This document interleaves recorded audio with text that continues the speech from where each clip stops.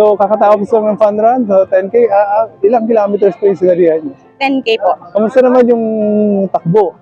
Sobrang nag-enjoy. Actually, as a matter of fact, inantay ko to since last year kasi nag-participate din ako last year. So, Nice. ang nangyari, naganda rin ako. So, physically, mentally, ganyan. Nag-training din. So, experience ko dito, actually, syempre masaya. Okay. Lalo na yung crowd, pag nakita mo sila na talagang ang ganda ng energy. Minsan may mga times na hindi nakapag-training kasi busy sa work. Ano ba yung nag-inspire sa inyo para sumali sa event na Actually, fitness. fitness talaga, Oo, di ba? fitness. Kasi Nice. hindi naman tayo bumabata eh. Nagkakaedad tayo and all. Mm. And for good health na rin kasi siya. Hindi lang siya physically, and as a matter of fact, mentally. Mentally, yan. Oo, Napaka-importante. so yun. Pinapromote namin yung Investment. good mental health sa aming channel. So, abangan niyo po yung channel namin. Kwentuhan Kalusugan with Coach Of RJ and course. Coach